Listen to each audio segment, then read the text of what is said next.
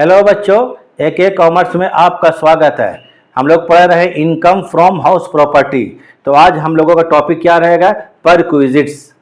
Perquisites का मतलब अनुलाभ, facility. तो सैलरी के अलावा एम्प्लॉय को अगर फैसिलिटी मिलता है तो उसे परक्विजिट्स बोलते हैं। जैसे कि आपको कहने का मतलब है कि रहने का मकान हो गया, फ्री एकोमोडेशन हो गया, कंसेशन इन रेंट हो गया, कार हो गया, कुक हो गया, गार्डनर हो गया, लंच हो गया, रिफ्रेशमेंट हो गया।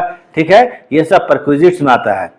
वॉचमैन हो गया, तो इसका हम लोग वैल्यूएशन किया जाता है। तो कुछ परक्विजिट्स सभी इंप्लॉय के लिए टैक्सेबल है, कुछ परक्विजिट्स स्पेशल इंप्लॉय के टैक्सेबल है, और कुछ परक्विजिट्स आपको एग्जेम्प्टेड है, कर मुक्त है। तो आज तीनों को हम क्लियर कर देंगे एकदम। इसको देखिएगा, चूंकि हर क्वेश्चन में परक्विजिट्स एक न दो एंट्री उसका होना ही होना है।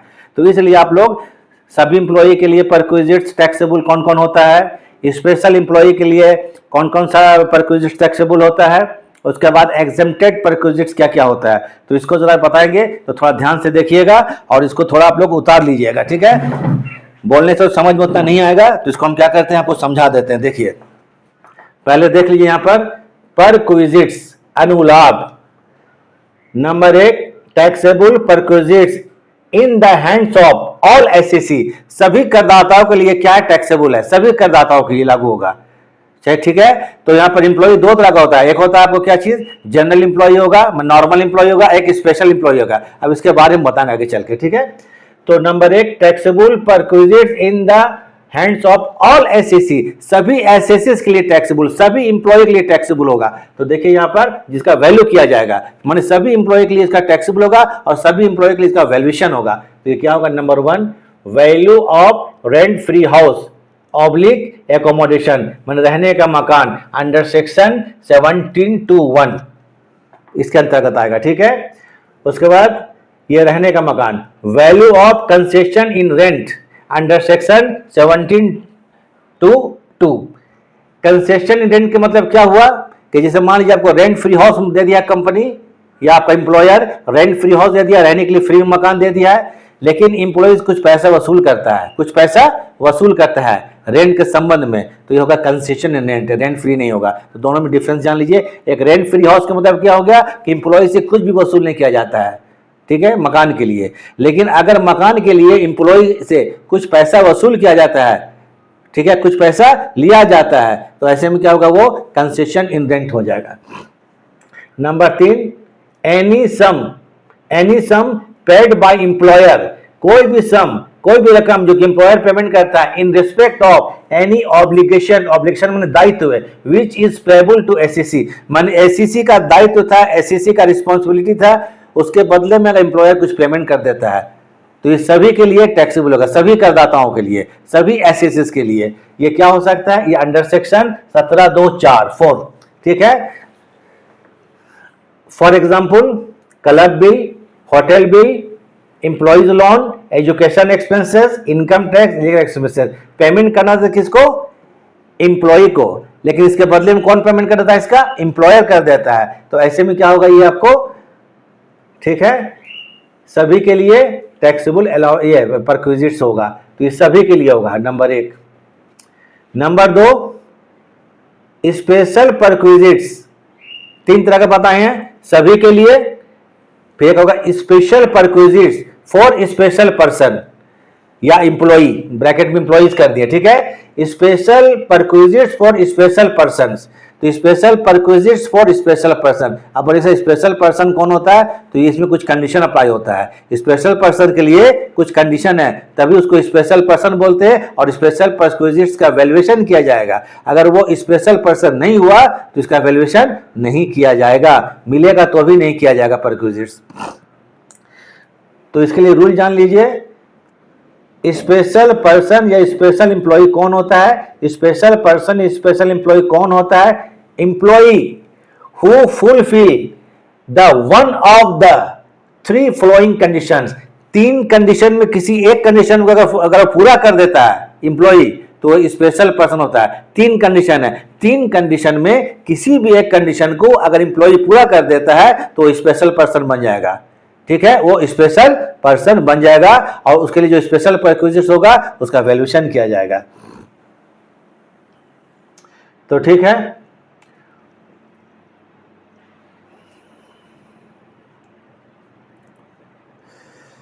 तो एक चीज जान लीजिए, special perquisites for special person. अब स्पेशल परक्विजिट्स क्या होता है इसको भी हम लिखवा देंगे, अभी इसको थोड़ा देख करके थोड़ा देख लीजिएगा, ठीक है। Special person for special perquisites, तो इसमें क्या आपको बता दी कंडीशन नंबर 1, थोड़ा भटक गए थे। Condition number 1, an employee who is the director of A company. अगर एम्प्लॉय किसी कंपनी का डायरेक्टर है तो स्पेशल पर्सन कहलाएगा। An employee who is the director of A company, अगर ये किसी कंपनी का डायरेक्टर होगा, किसी कंपनी का डायरेक्टर होगा तो स्पेशल पर्सन होगा, एक कंडीशन। दूसरा, एम्प्लॉइज मॉनेटरी इनकम, मॉनेटरी मतलब मौद्रिक कैश में जो भी इनकम होता है exceeding rupees 4 lakh, 4 lakh exceed कर जाएगा तो स्पेशल पर्सन हो जाएगा और उसके लिए स्पेशल परक्विजिट्स टैक्सेबल हो जाएगा, माने वैल्यूएशन किया जाएगा। तो ये मॉनेटरी इनकम में क्या क्या आता है, मॉनेटरी इनकम में जान लीजिए, बेसिक सैलरी आएगा, डियरनेस अलाउंस आएगा, बोनस आएगा, कमीशन आएगा, टैक्सेबल अलाउंस आएगा। लेकिन अगर कुछ कोई थिंग्स मिलता है, गिफ्ट के तौर पर कोई सामान मिल जाता है, कोई वस्तु मिलेगा तो वो इसमें शामिल नहीं करेंगे। इसमें जो भी होता है कैश पेमेंट, क्या होगा, कैश पेमेंट शामिल होता है। माने 4 लाख रुपया जो होगा आपको एक्सीड, उसमें सिर्फ कैश पेमेंट। मॉनेटरी इनकम मतलब कैश रिसीट, कैश रिसीट जब होगा तभी वो लागू होगा। कैश रिसीट में क्या होता है, basic salary, DA, bonus, commission, taxable allowance. फिर आता है employee having 20% shares of any company. ये जो एम्प्लॉई है, ठीक है, या पर्सन जो है किसी कंपनी का 20% का शेयर होल्डर हो, कितना परसेंट का, 20% का, तो स्पेशल पर्सन होगा। तो स्पेशल पर्सन के लिए 3 कंडीशन जरूरी है, 1 2 3। तो थोड़ा इसको आप लोग इसको उतार लीजिए पूरा अच्छा से, माने स्क्रीनशॉट ले लीजिए। तो हम बता चुके हैं, आप लोग स्क्रीनशॉट लिए तब तक कुछ बोलते भी जाते हैं हम, ठीक है। परक्विजिट्स 3 तरह का होगा, सभी के लिए टैक्सेबल परक्विजिट्स नंबर 1, दूसरा special perquisites for special person, और तीसरा होगा वो क्या चीज, एग्जेम्प्टेड परक्विजिट्स, कर मुक्त परक्विजिट्स। तो कर मुक्त कौन कौन सा होता है उसको हम लिखवा देते हैं। तो इसको डिफरेंस जब जान लीजिएगा तभी इसका वैल्यूएशन कर पाइएगा, अन्यथा आपसे क्वेश्चन बनेगा ही नहीं, एकदम पक्का बता देते हैं, ठीक है। तो इसको देखिए,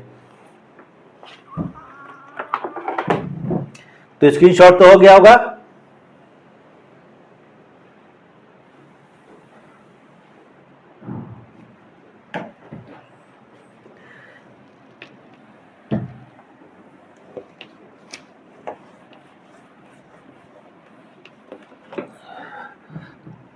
चलिए अब हम लोग आते हैं स्पेशल परक्विजिशन, क्या आता है। अब बोलेगा सर स्पेशल परक्विजिट्स क्या है, स्पेशल परक्विजिट्स ये जानना जरूरी है, पहले मीनिंग जानिए परक्विजिट्स। तो स्पेशल परक्विजिट्स में आएगा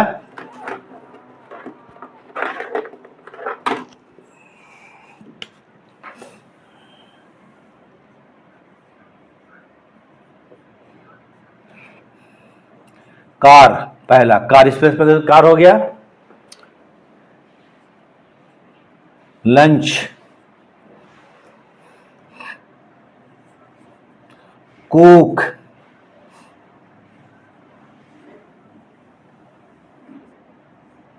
गार्डनर,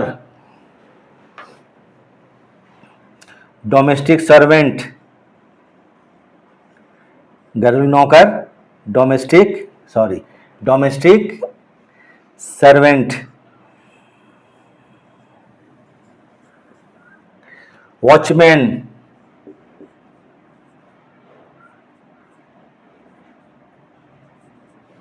वॉचमैन, ठीक है,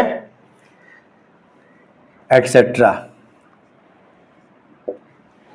1 मिनट, वॉचमैन हो गया। फ्री एजुकेशन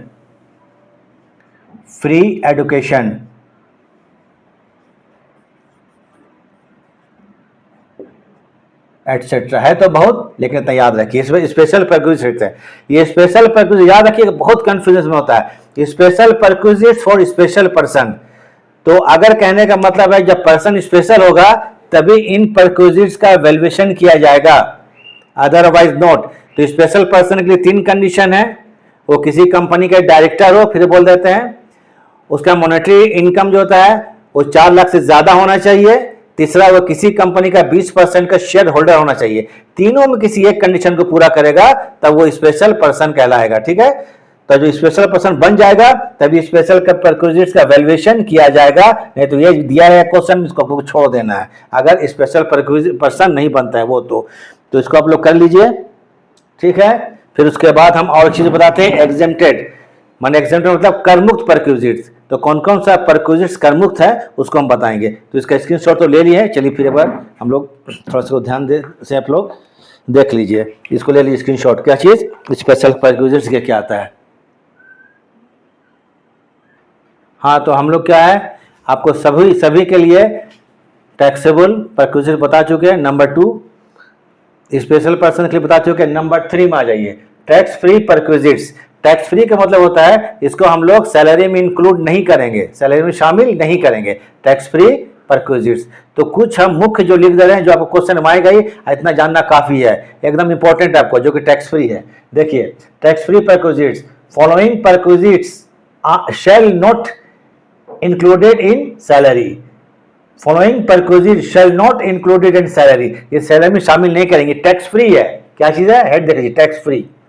ये क्या होता है, मेडिकल बेनिफिट। मेडिकल जो बेनिफिट है आपको, मेडिकल का जो लाभ है, इसके बारे में हम लोग चलेंगे आगे डिटेल में, क्योंकि इसमें कुछ रूल्स है, उसको बाद में बताएंगे। फिलहाल जान लीजिए मेडिकल बेनिफिट। दूसरा रिफ्रेशमेंट। रिफ्रेशमेंट मतलब चाय नाश्ता, जैसे चाय हो गया, नाश्ता हो गया, कोल्ड ड्रिंक्स हो गया, समोसा हो गया, अगर आपको ऑफिस से मिलता है खाने के लिए नाश्ता, तो वो टैक्स फ्री होता है, वो एग्जेम्प्टेड होता है, करमुक्त होता है। रेसिडेंशियल एकोमोडेशन, ठीक है, रेसिडेंशियल एकोमोडेशन गलत लिख दिया गया है। Provided eight site, provided eight site, site में अगर residential provided eight site, residential में रहने के लिए आपको अगर स्थान मिल गया क्या साइट पर, जहां पर काम चल रहा है, तो ये भी आपको टैक्स फ्री हो जाएगा। Rent free house provided to high court जजेस, हाई कोर्ट का जो जज होगा उसको जो रेंट फ्री हाउस मिला हुआ है वो टैक्स फ्री होगा। Rent free house provided to supreme court जज, सुप्रीम कोर्ट की जज को भी जो अगर रेंट फ्री हाउस मिलेगा वो भी आपको एग्जेम्प्टेड होगा। उसी प्रकार से थोड़ा दिमाग में रख लीजिए, याद रख लीजिए, लिख लीजिएगा। उसी तरह से आपको गया एमपी हो गया, एमएलए हो गया, जो नेता लोग होता है जो कि सिर्फ बकबक करता है, तो उन लोगों को क्या चीज है, उन लोगों को भी जो रेंट फ्री हाउस मिलता है वो भी टैक्स फ्री है। क्या है, वो सिर्फ टैक्स फ्री है, याद रखिएगा। Tax paid by employer for perquisites, अगर परक्विजिट्स के लिए एम्प्लॉयर को टैक्स पेमेंट करता है एम्प्लॉय के लिए, तो वो एग्जेम्प्टेड होगा। क्या है, tax paid by employer for perquisites, अगर परक्विजिट्स मिला हुआ एम्प्लॉय को और उसके बदले में कोई टैक्स पेमेंट करता है एम्प्लॉयर, अगर एम्प्लॉयर टैक्स पेमेंट करता है किसके, एम्प्लॉय के परक्विजिट्स के बदले में, तो वो भी टैक्स फ्री होगा।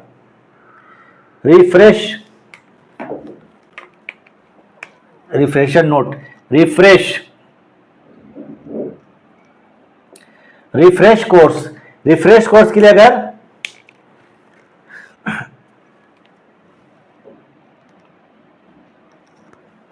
रिफ्रेश कोर्स गलत लिखा गया, ठीक है, रिफ्रेश कोर्स के अगर कंपनी अपना रिफ्रेश कोर्स करवाता है और उसके बदले में कुछ उसको पेमेंट देता है, तो वह भी टैक्स फ्री हो जाएगा। Laptop and computer provided by employer, अगर आपको आपका एम्प्लॉयर या आपका कंपनी लैपटॉप देता है या कंप्यूटर देता है, ये तो टैक्स फ्री होगा। अगर एम्प्लॉयर आपको लैपटॉप या कंप्यूटर देता है तो टैक्स फ्री होगा। तो ये सब चीज याद रख लीजिएगा, ठीक है। तो एक बार फिर आपको क्या कर देते हैं, रिवीजन कर देते हैं, थोड़ा ध्यान से देखिएगा, अभी तक तुम बताएं, अब थोड़ा सा हम आपको क्या करते हैं, इसको रिवीजन कर देते हैं। अगर देख रहे हैं तो आपके लिए बहुत बेनिफिशियल होगा, ठीक है। नंबर 1 हम लोग आज क्या पढ़ रहे हैं, परक्विजिट्स। तो परक्विजिट्स 3 तरह का होगा, ठीक है, परक्विजिट्स 3 तरह का होगा, सुविधाएं फैसिलिटीज। नंबर 1 सब के लिए टैक्सेबल परक्विजिट्स, मतलब सब के लिए, सभी तरह के एम्प्लॉय के लिए, ठीक है, सभी तरह के एम्प्लॉय के लिए टैक्स फ्री परक्विजिट्स। जैसे value of rent free house, रहने के लिए मकान दिया गया, सभी के लिए टैक्सेबल हो जाएगा। Value of concession in rent, concession rent मतलब अगर मान लीजिए आपको रेंट फ्री हाउस मिला हुआ है और अगर एम्प्लॉयर कुछ पैसा वसूल करता है तो रेंट में कंसेशन माना जाता है, ठीक है। उसी प्रकार से आपको आ जाइए, फिर बता चुके चीज, उसी प्रकार से आज ये क्या बोले जा रहे हैं आपको, special perquisites. Special perquisites for special person बता चुके हैं, तो special perquisites for special person. Special perquisites क्या होता है, कार होता है, गार्डनर होता है, स्वीपर होता है, लंच होता है, वॉचमैन होता है, कुक होता है, ये सब स्पेशल परक्विजिट्स है, स्पेशल पर्सन को मिलता है। स्पेशल पर्सन कौन होता है, वो तीन में से किसी भी एक कंडीशन को पूरा कर ले, तीन कंडीशंस में किसी एक कंडीशन को पूरा कर ले। कंडीशन नंबर 1, वो किसी कंपनी के डायरेक्टर हो। नंबर 2, उसका मॉनेटरी इनकम 4 लाख से ज़्यादा हो। नंबर 3, वो किसी कंपनी का 20% का शेयर होल्डर हो। तीनों में से किसी एक कंडीशन पूरा करेगा तो स्पेशल पर्सन होगा और उसको स्पेशल परक्विजिट्स मिलेगा, उसका वैल्यूएशन होगा। अगर तीनों में से किसी भी कंडीशन को पूरा नहीं करता है, भले ही आपको स्पेशल परक्विजिट्स मिला हो, इसका वैल्यूएशन नहीं किया जाएगा। फिर टैक्स फ्री होता है, क्या होता है, टैक्स फ्री परक्विजिट्स, जो कि आपको लिखा चुके हैं। तो इसको थोड़ा आप लोग पढ़ लीजिएगा, समझ लीजिएगा, क्योंकि एक क्वेश्चन आगे डिटेल में बताएंगे। ये जब तक ना कॉन्सेप्ट क्लियर होगा, क्वेश्चन बनना बहुत मुश्किल होगा। तो चलिए ठीक है, तो इसको आप लोग थोड़ा सा उतार लीजिए।